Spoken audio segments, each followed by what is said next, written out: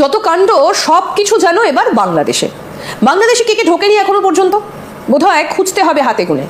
পাকিস্তান এসেছে, চীন এসেছে, তুরস্কের নানা রকম সামগ্রী এসেছে, রাশিয়া তো আগে থেকেই এখানে ঢুকবে করছিল, এবার নাকি ইউক্রেনও সেখানে চলে এলো। মানে বাংলাদেশে আর কেউ বাকি নেই। এই ভূখণ্ডটা যে আসলে কার সেটা নিয়ে অনেক আগে থেকেই প্রশ্ন উঠতে শুরু করেছে এবং খুব দ্রুত বাংলাদেশের রাজনীতির সঙ্গে একটা প্রেক্ষাপট বদলে যাচ্ছে। এবার যেটা জানা গেল যে কিছু রাশিয়ান জাহাজ ঢুকেছে, আর ইউক্রেন নাকি ইতিমধ্যেই নানা অভিযোগপত্র পেশ করেছে। ইউক্রেনের কি অভিযোগ বাংলাদেশকে নিয়ে? ইউক্রেন কেন এতটা তেলে বেগুনে জ্বলে উঠলো? আমরা এই সমস্ত কিছু নিয়ে আলোচনা করব। আমাদের সঙ্গে রয়েছেন বাংলাদেশের বিশিষ্ট আইনজীবী নিঝুম মজুমদার। দাদা, আপনাকে স্বাগত জানাই আজ তাক বাংলায়। আমরা শুরুতেই দেখছিলাম যে রাশিয়ার একটা সাবমেরিন বাংলাদেশের সেন্ট মার্টিন দ্বীপের খুব কাছাকাছি এসে অনেকদিন আগেই ঘাঁটি গেড়েছিল। তারপর প্রেক্ষাপট বদলে গেছে, শেখ হাসিনা দেশ ছেড়েছেন প্রধানমন্ত্রী, তারপরে সেখানে আমেরিকা ঢুকে পড়েছে, পাকিস্তান এসে গেছে, চীন এসে গেছে। ইউক্রেনের ব্যাপারটা এবার কি হলো? ইউক্রেন কেন বাংলাদেশে এত কিছু হাঁকডাক শুরু করে দিল? ইউক্রেনের কারণটা কি? আসলে ইউক্রেনকে আমি দোষ দিতে পারি না। ইউক্রেনের স্ট্যান্ডটাকে আমার খুব একটা ভ্যালিড স্ট্যান্ড মনে হয়েছে। কেন ভ্যালিড স্ট্যান্ড মনে হয়েছে? আইনের ভাষাতে একটা কথা আছে যেটাকে আমরা বলি হচ্ছে হ্যান্ডলিং স্টোলেন গুডস, অর্থাৎ চোরাই মালামাল অপরজন যখন রিসেল করে সেটা নিয়ে সব দেশে বোধ করি আইন আছে। বর্তমানে যেই টোকাই সরকার আছে বাংলাদেশে, অবৈধ যে জঙ্গি সরকার আছে, তারা এই হ্যান্ডলিং স্টোলেন গুডস এর সাথে জড়িত হয়েছে, যেটা ইউক্রেন অভিযোগ করেছে আপনার ভারতে থাকা বাংলাদেশ হাই কমিশনকে। তারা যেটা দাবি করতে চাচ্ছে সেটা হচ্ছে এরকম, আমাদের কাছে রয়েছে সেই অভিযোগ পত্র দুটো। দাদা, আপনি যেটা পাঠিয়েছেন আমি দেখাতে বলবো প্রোডাকশন টিমকে। এখানে আমি আগে বলে নেই যে এই সংবাদটি জাস্ট প্রকাশিত হয়েছে দি এশিয়া পোস্টে। তো সেখান থেকে আমরা জিনিসগুলো আসলে শুরুতে জানতে পারি। জানার ব্যাপারটা খুব ইন্টারেস্টিং ব্যাপারটা হলো যে আপনি জানেন যে ইউক্রেন রাশিয়ার যুদ্ধ শুরু হয়েছে 2022 সালের ফেব্রুয়ারিতে। সেই সময়টাতে ইউক্রেনের বেশ কিছু স্থান দখল হয়ে যায়।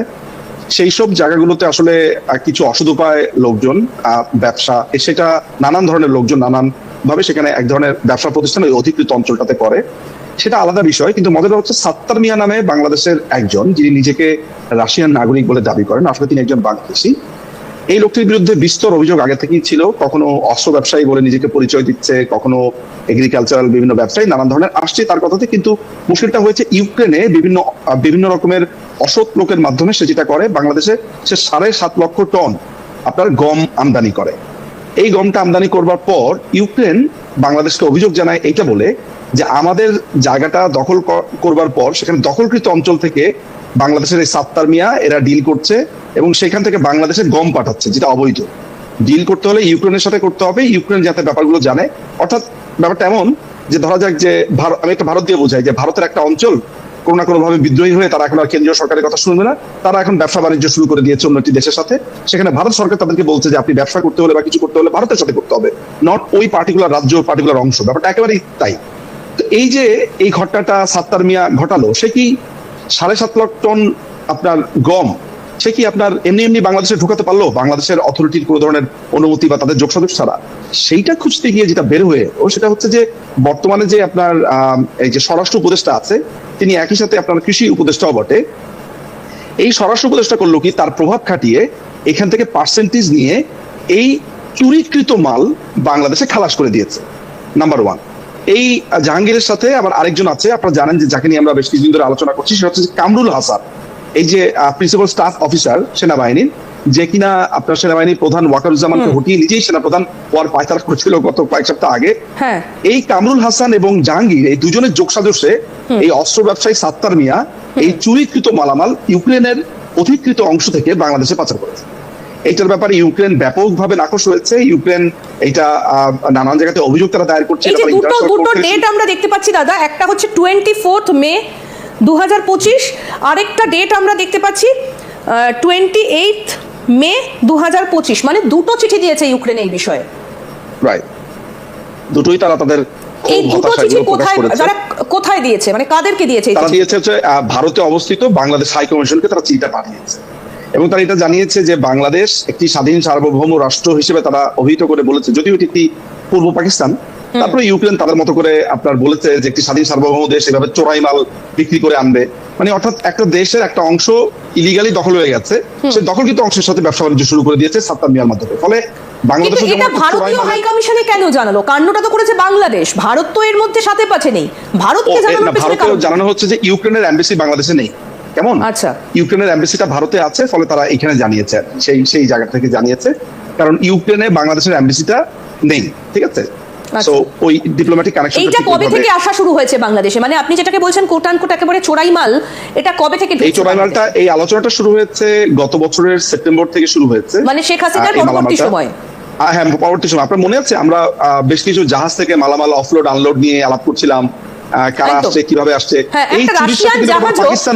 একটা রাশিয়ান জাহাজও ঢুকেছে রিসেন্টলি, তবে আমরা জানি না যে এটাই সেই জাহাজ কিনা, সেটা আমরা জানি না। তবে এই যে বাগেরহাট মোংলাতে একটা রাশিয়ান জাহাজ ঢুকেছে, যেটা ধরা পড়েছে এবং যেটা সূত্র মারফত আমরাও সেই ছবিটা পেয়েছি, কিন্তু আমরা জানি না, আমি দর্শকদের এটাও বলবো এবং দাদা আপনাকেও বলবো, আমরা জানি না যে এই জাহাজে করে কি এসেছিল, তবে এই জাহাজটা ঢুকেছে, সেটা ধরা পড়েছে, সেটা দেখা গেছে। কিন্তু একটা ব্যাপার আমরা নিশ্চিত যে বাংলাদেশের 7.5 লক্ষ টন গম সেখানে এসেছে, এবং এই ব্যাপারটার সাথে স্বরাষ্ট্র উপদেষ্টা জাহাঙ্গীর লেফটেন্যান্ট জেনারেল এই লোকটি সম্পূর্ণভাবে জড়িত। আরেকটি ঘটনা এখানে ঘটেছে, সেটা হচ্ছে বাংলাদেশ আওয়ামী লীগ যখন ক্ষমতাতে ছিল, অর্থাৎ তারা যখন রাষ্ট্র পরিচালনা করছিল, সেই সময়টাতে আপনার ফার্টিলাইজার এসেছে, সারের একটা বড় ধরনের আপনার বাংলাদেশে আমদানি হয়েছে, সেটা আপনার রাশিয়া থেকে হয়েছিল।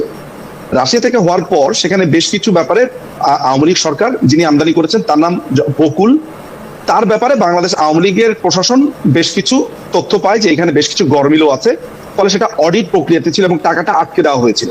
এই যে সারটা এনেছিল, সারের টাকাটা ডিসপ্যাচের ব্যাপারে একটা অডিটের প্রেক্ষিতে করা হবে বলে বলা হচ্ছে, তখন অডিটটা চলছিল। অর্থাৎ ওই সার আমদানিতেও এক ধরনের গরমিল বাংলাদেশ সরকার, তৎকালীন বাংলাদেশ সরকার পেয়েছে।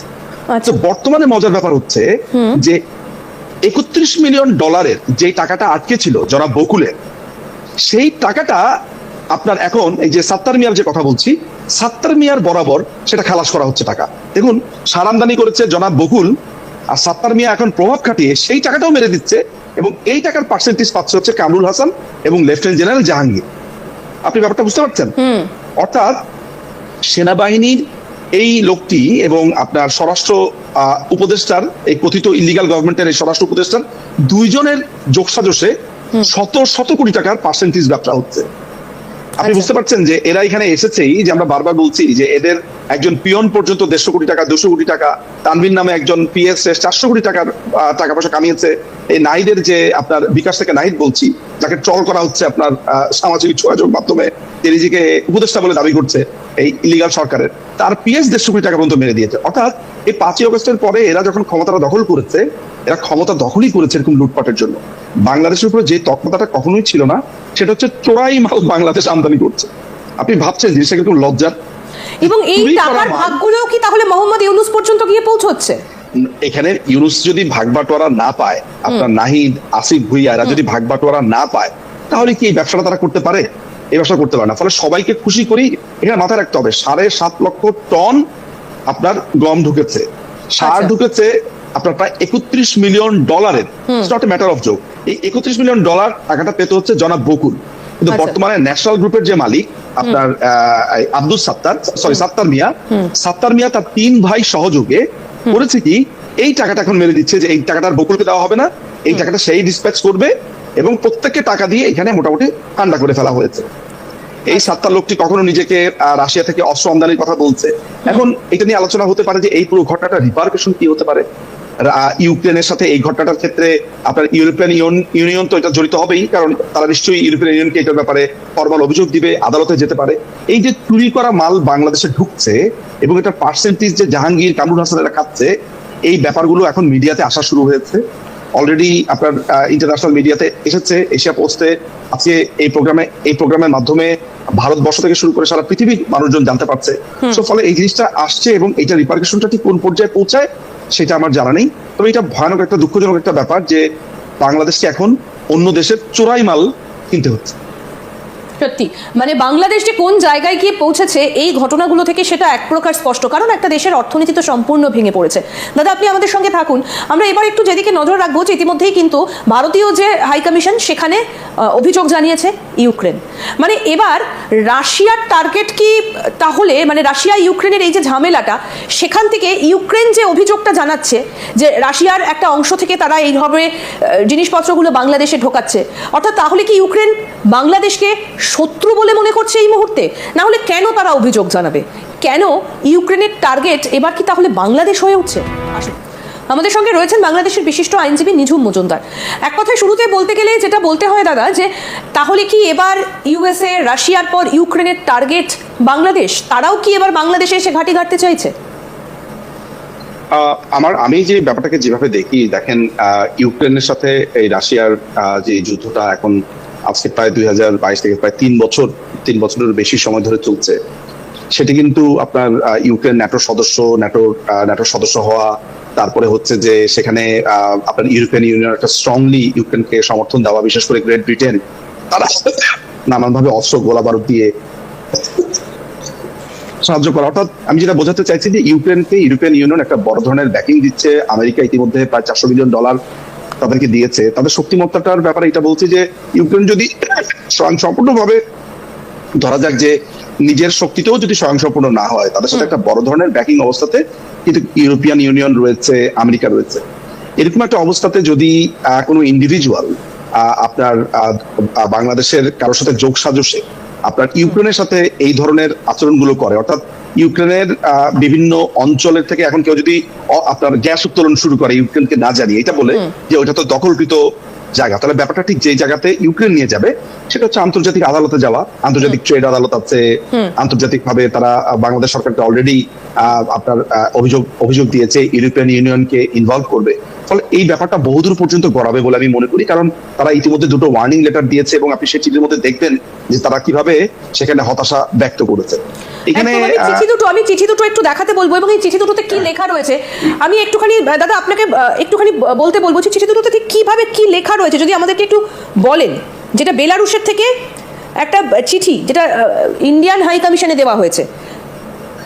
এখানে যে চিঠিটা আমরা শেষে পেয়েছি, এখানে আমরা দেখতে পাচ্ছি যে এই চিঠিটা একটা চিঠি foreign affairs of the people republic of Bangladesh, chief advisers অফিসকে দেওয়া হয়েছে, মিনিস্ট্রি অফ ফুডকে দেওয়া হয়েছে, high commission of the people republic of Bangladesh, অর্থাৎ বাংলাদেশে এখন যারা এই টোকাই যারা রয়েছে টোকাইদেরকেও দেওয়া হয়েছে, এবং দিল্লিতে যে বাংলাদেশ হাই কমিশন আছে তাদেরকে দেওয়া হয়েছে। তারা যেটা বলছে যেটা হচ্ছে যে Ukraine, the embassy of Ukraine in the Republic of India and the People's Republic of Bangladesh concurrently presents its compliments to the Minister of Foreign Affairs. এই ইনিশিয়ালি তাদের কথাবার্তা শুরু করার পর তারা যেটা বলছে সেটা হচ্ছে, according to information received from the Ukrainian authorities between May 1 and 11, অর্থাৎ মে মাসের 1 তারিখ থেকে 11 তারিখ 2025 সালের মধ্যে 53,900 metric ton of grain were illegally exported from the temporarily occupied Ukrainian ports of Berdyansk, নামগুলো একটু কঠিন, রাশিয়ান নেম, হ্যাঁ, Sevastopol and Kerch. This grain was delivered to the transshipment zone of the Russian seaport of Kavakas, where it was loaded onto the vessel Burden for further transport to Bangladesh. অর্থাৎ এই ইউক্রেনের যে অধিকৃত অঞ্চল থেকে তারা প্রায় 53,900 metric ton 54,000 metric ton grain আপনার ইলিগালি তারা এক্সপোর্ট করেছে রাশিয়ান ওই জাহাজের মাধ্যমে, যেটা আপনি বললেন যে একটা জাহাজ ঢুকেছে, যদিও আমরা হ্যাঁ রাইট। সো এটা মে 13-তে এটা ঢুকেছে, এবং মে 13-র কথা ওরা বলছে ভেসেল লেফট, এবং যদিও আমি এই করাপশনের এই আলাপটা, অর্থাৎ এই গমের ব্যাপারটা এখন আপনার মে মাসে আলোচনা হলো, আপনার এর আগে সারের ব্যাপারটা গত বছরের সেপ্টেম্বরে আমি সেই রিপোর্টগুলো দেখেছি এবং সেই করাপশন নিয়ে কথা উঠেছে। ফলে তারা তাদের চিঠির ভিতরে লাস্টে যেটা বলেছে, Ukraine side strongly urges the esteemed Bangladesh side to take all necessary and immediate measure to prevent the above mentioned vessel from entering Bangladesh ports, prohibit any further unloading of the stolen grain, চুরিকৃত গম, and refrain from importing any goods originating from the temporarily occupied territories of Ukraine. চিন্তা করে দেখেন, পরিষ্কারভাবে চিঠির ভিতরে বলে দিচ্ছে যে আমাদের দেশ থেকে চুরি করে আনা গম রাশিয়ান জাহাজের মাধ্যমে তোমরা এটা বন্ধ করো। বাংলাদেশকে চুরি আমরা আমরা আইনে পড়েছি হ্যান্ডলিং স্টোলেন গুডস, অর্থাৎ কেউ যদি ধরা যাক যে একটা চুরি করা পণ্য এনে আরেকজনকে বিক্রি করে, যাকে বিক্রি করছে তিনিও কিন্তু দোষী সাব্যস্ত হবেন। হ্যান্ডলিং স্টোলেন গুডস এর যে বেসিক প্রিন্সিপল সেটা হচ্ছে যে সে এইটা বলে পার পাবে না যে দেখুন আমি তো টাকা দিয়ে কিনেছি, এখন এটা চুরি করে এনেছে না কি করে এনেছে আমি জানি না। না, নিয়ম আইন কিন্তু এমন না। আপনি চুরি করে আনা একটা জিনিস আপনি কিনছেন, আপনার ক্লিয়ার নলেজ থাকা উচিত যে এটার প্রোডাকশনটা কোত্থেকে এসেছে, কিভাবে এসেছে। ফলে আমি এখানে দেখতে পাচ্ছি যে ক্রমাগতভাবে যে এই টোকাই সরকার তারা ভারতের সাথে তো পায়ে পা লাগিয়ে প্রতিদিন ঝগড়া করছেই। তারা রাশিয়ার সাথে সমস্যা তৈরি করেছিল মাঝখানে, তারা বিভিন্ন রাষ্ট্রের সাথে সমস্যা তৈরি করেছে এবং তাদের বন্ধু হয়ে গিয়েছে সাত্তার মিয়া নামক একটা মাফিয়া, একটা চোর তার, এবং তার বন্ধু হয়েছে পাকিস্তান। এই যে পাকিস্তানের করাচি বিমানবন্দর দিয়ে আপনার বিভিন্ন জাহাজ আসছে, সেইখান এইটাকে এখন ভবিষ্যতে এই চোরাই পণ্যের একটা জায়গা হিসেবে ব্যবহার করবে কিনা। অর্থাৎ ইউক্রেন যখন এই অভিযোগটা দিয়েছে আমি কোয়াইট শিওর যে তাদের স্যাংশন তারপরে এইসব ব্যাপারে আলোচনা হবে। আমি নট শিওর যে ইউক্রেন ফার্দার স্টেপটা কি নেয়, কিন্তু পরবর্তী সময় দেখা যাবে যে এই হ্যান্ডলিং স্টোলেন গুডস এর একটা বড় ধরনের রুট হয়ে গিয়েছে পাকিস্তান করাচি, যেটা এখন বাংলাদেশে ঢুকছে চিটাগাং পোর্ট। আমার বলবার মোদ্দা কথাটা হচ্ছে যে একটি স্বাধীন এবং সার্বভৌম রাষ্ট্রের উপরে অন্য একটি দেশের যুদ্ধ এবং সেটা সুযোগ নিয়ে বাংলাদেশ এটার পার্ট হচ্ছে। ঠিক একইভাবে মিয়ানমারের সাথে আমাদের কোনো প্রবলেম নেই। আমি আর কি দুটো কম্পেয়ার করার চেষ্টা করছি যে দেখুন মিয়ানমারের সাথেও কিন্তু আমাদের সমস্যা নেই রোহিঙ্গার এই প্রত্যাবর্তন এই জায়গাটা ছাড়া, সেটাও ডিপ্লোম্যাটিক চ্যানেলে সেটা সম্ভব। আমরা একটু জায়গা দিয়েছি রোহিঙ্গাদেরকে তাদের মানবিক বিভিন্ন কারণে। সো আমরা আমাদের মাটিও ব্যবহার করছি কিসের জন্য?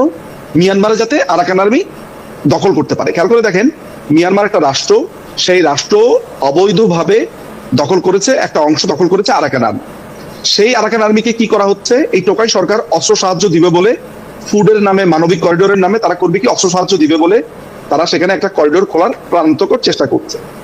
সেইখানে তারা যেটা করছে তাদেরকে অস্ত্র সাপ্লাই দিচ্ছে, তাদেরকে জঙ্গি ট্রেনিং দিচ্ছে, বাংলাদেশ থেকে জঙ্গি সাপ্লাই দিচ্ছে।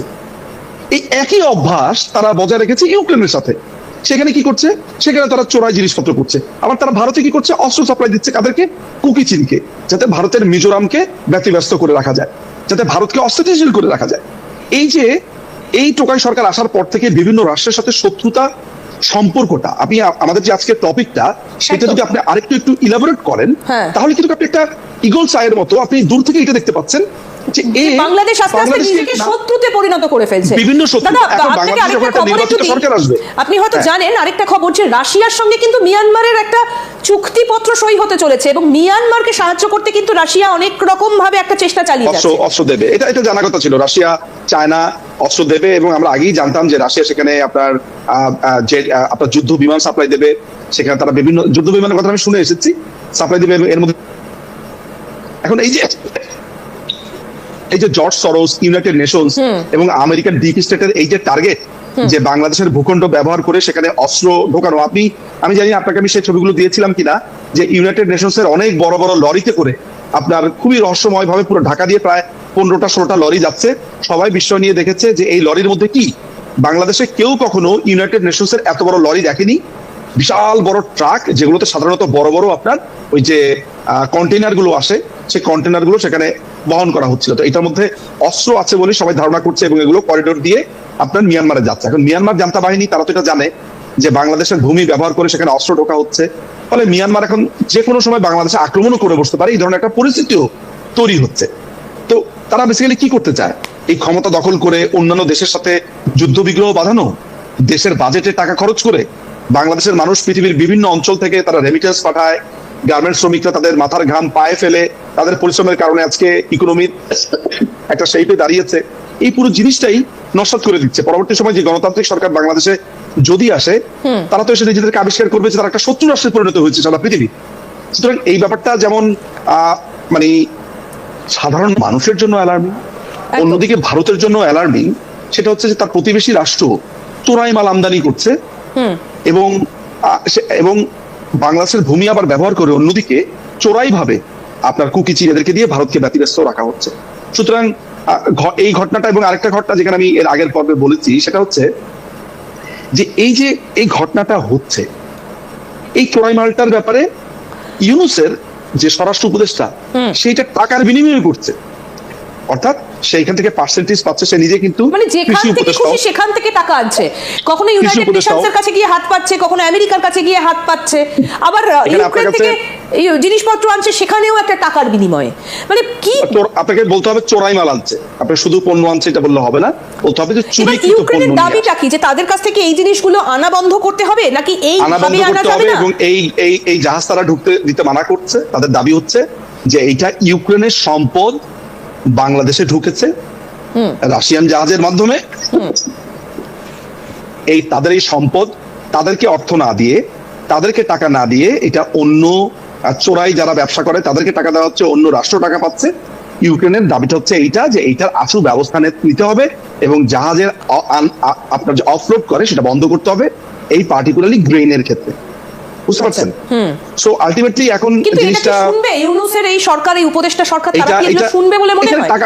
এখানে টাকা পয়সার যেহেতু ব্যাপার আছে, স্বাভাবিকভাবে আপনি বুঝতেই পারছেন এই টোকাইরা হয়তো বা শুরুর দিকে একটু চিঠিকে এখনো কোনো জবাব দেয়নি, ও প্রথম চিঠিটা জবাব দেয়নি বলেই তো দ্বিতীয় চিঠিটা তাদেরকে দিতে হয়েছে। এরপরে আন্তর্জাতিক আদালতে তারা যাবে বলে আমি জানি।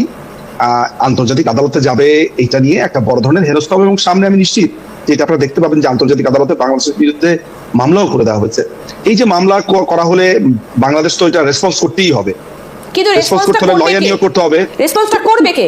ইউনূস সরকারটাই তো বৈধ নয়। মানে এটা তো বৈধ না, কিন্তু বাংলাদেশ অথরিটি, বাংলাদেশের বিভিন্ন রকমের বহির্বিশ্বে তো যোগাযোগটা তারাই মেনটেন করছে। এখন আমি যদি ধরেও নেই তর্কের খাতিরে যে বাংলাদেশ অথরিটি, এই ইলিগাল অথরিটি যোগাযোগ করছে, আপনার একটা লয়ারও তো নিয়োগ করতে হবে আন্তর্জাতিক। সেই ক্ষেত্রে সেই টাকাটা কে দেবে? বাংলাদেশের মানুষের ট্যাক্সের টাকা থেকেই তো যাচ্ছে। তো আপনি চোরাই মাল আমদানি করে বাংলাদেশের মানুষের ঘামে ভেজা রক্তাক্ত এই অর্থ আপনার বাংলাদেশের মানুষকে সেটা পে করতে হচ্ছে। বাংলাদেশের মানুষকে এটা জানানো, এটা নিয়ে সোচ্চার হওয়া, সেই কারণেই আমার এই কথাগুলো বলা। এবং এটা কোন দিকে যাচ্ছে, আন্তর্জাতিক অঙ্গনে কোথায় যাবে, কোন প্রেসারে পড়বে, এটা এখন আমি নিশ্চিত তবে একটা বড় কিছু হতে যাচ্ছে বলে আমার ধারণা। একদম, মানে একদিকে যখন আমেরিকা পুরো দেশের ভেতর ঢুকে পড়েছে, বাংলাদেশের ভেতর, অন্যদিকে মিয়ানমারের সঙ্গে একটা যুদ্ধ পরিস্থিতির সৃষ্টি হচ্ছে, চীন আসছে, পাকিস্তান আসছে, রাশিয়া সাবমেরিন অনেক আগেই সেন্ট মার্টিনের খুব কাছাকাছি সেখানে একটা ঘাঁটি গেড়েছিল, এবার ইউক্রেন। মানে এই দেশটার মধ্যে দিয়ে যে আর কি কি ঘটবে, মানে চট্টগ্রাম থেকে যখন একদিকে জাহাজ ঢুকছে, তখন রাশিয়া থেকেও জাহাজ ঢুকছে, মানে গোটা বিশ্বে বাংলাদেশ যেন একটা শত্রু দেশ বলে বিবেচিত হচ্ছে অনেকগুলো দেশের কাছে। এবার ইউক্রেনের কাছেও কি তাহলে বাংলাদেশ শত্রু দেশ হিসেবে পরিচিত হবে বা শত্রু দেশ হিসেবে সংজ্ঞা দেবে? দাদা, আগে আপনি বলেছিলেন যে চোর বলে সম্বোধন করছে, বাংলাদেশকে রীতিমতো চোর বলে সম্বোধন করছে। আপনি শত্রু রাষ্ট্রের যে আমরা সম্ভাবনার কথা বলছি, চিঠিটা তো আমি পড়ে শোনালাম, ইতিমধ্যে বাংলাদেশকে চোরের সহযোগী বলছে। তো চোরের সহযোগী থেকে চোর, আপনার পার্থক্য কত দূর, কত মাইল পার্থক্য চোরের সহযোগীর সাথে চোরের চরিত। আপনি একটা দেশ থেকে চুরি করা মাল নিয়ে আসছেন, সেই দেশকে না বলে সাত্তার মিয়া নামে যেই মাফিয়া আছে, যে অস্ত্র ব্যবসায়ী আছে, যার বিরুদ্ধে করাপশনের একটা বড় ধরনের অভিযোগ দীর্ঘ সময় ধরে হচ্ছে, এই লোকের জন্য বাংলাদেশকে এখন চোরের তকমা পেতে হচ্ছে। বাংলাদেশের মানুষকে এখন শুধু বড় বড় দেশগুলো নয়, ছোট ছোট দেশও তারাও ভিসা দিচ্ছেন। এমনকি দুবাইতে সেখানে টুরিস্ট ভিসা থাকা সত্ত্বেও কয়েকজন বাংলাদেশিকে আটক করা হয়েছে। আমার মনে হয় আপনিও জানেন এই খবরটা। প্রথম শ্রেণীর বেশ কয়েকটা সংবাদপত্রে এটা উল্লেখ করা হয়েছে। মালয়েশিয়াতে বন্ধ করে দিয়েছে, সৌদি আরবে বন্ধ করে দিয়েছে, এখন ইউক্রেন অঞ্চলে তো আসলে যেতেই পারবে না, ইউরোপে বন্ধ করে দেবে, আর আমেরিকা তো অলরেডি ভিসা বন্ধ করে দিয়েছে, আপনি জানেন, স্থগিত করেছে। ব্রিটেন কালে ভদ্রে ভিসা দেয়। মানে বাংলাদেশিদের কথা শুনলেই, যখনই জানে যে বাংলাদেশে এরকম অত্যাচার নিপীড়ন চলছে, যে এখন চুরির ঘটনা আসছে, আমি যে জায়গাটাতে আপনার একটু কনসার্ন সেটা হচ্ছে যে যদি জিনিসটা, কারণ ইউক্রেন তো এখন ব্যাকড বাই ইউরোপিয়ান ইউনিয়ন, সুতরাং ইউক্রেন যদি এখন অভিযোগটা জানায়, কারণ ইউরোপিয়ান ইউনিয়ন কিন্তু রাশিয়ার এই আক্রমণের ব্যাপারে আপনি জানেন যে তাদের ভূমিকাটা কি, যে কমপ্লিটলি রাশিয়াকে আপনার নানান অভিজাতে অভিযুক্ত করছে, নানান ভাবে বলছে। এখন অভিযোগটাকে সিরিয়াসলি নেবে যে তোমরা ইউক্রেন থেকে, কারণ যেহেতু তাদের অ্যালাইস, তাই তো এই যুদ্ধে তো সহযোগী, ব্রিটেন বলুন, ফ্রান্স বলুন, জার্মানি বলুন, এটা তো সহযোগী। এমনকি মার্কিনীরাও কিন্তু এটাতে অত্যুক্তি করবে না, এই জায়গাটাতে আমার মনে হয় না যে তারাও দ্বিমত করবে। বাংলাদেশ এখন এক প্রকার খেলা ঘর। এবার ভারতীয় দূতাবাসে অভিযোগটা জানানো হয়েছে এবং এখন দেখার যে শেষ পর্যন্ত ভারতই বা কি পদক্ষেপ নেয়। এই ঘটনার পর। দাদা অনেক ধন্যবাদ আপনাকে, অনেক ধন্যবাদ। বাংলাদেশের বিশিষ্ট আইনজীবী নিঝুম মজুমদার আমাদের সঙ্গে ছিলেন এবং বেশ কিছু গুরুত্বপূর্ণ তথ্য এবং তার যে ডকুমেন্টগুলো সেগুলো আপনাদেরকে দেখালাম, সেগুলো আমাদের নিঝুম মজুমদার বাংলাদেশের বিশিষ্ট আইনজীবী উনি আমাদেরকে পাঠিয়েছেন যে তাহলে বাংলাদেশটা এখন কি পর্যায়ে গিয়ে পৌঁছেছে এবং কোন কোন দেশ কিভাবে বাংলাদেশকে টার্গেট বানাচ্ছে। ইউক্রেনও কিন্তু এখন বাংলাদেশের দিকে আঙুল তুলছে। এখন দেখা যায় বাংলাদেশ ঠিক কি উত্তর দেয়, কারণ এখনো পর্যন্ত এই বিষয়ে কোনো উত্তর বাংলাদেশের তরফ থেকে দেওয়া হয়নি এবং আন্তর্জাতিক আদালতেও কি এই বিষয়ে অভিযোগ ওঠে কিনা, ইউক্রেন কি করে, আমাদের নজর থাকবে।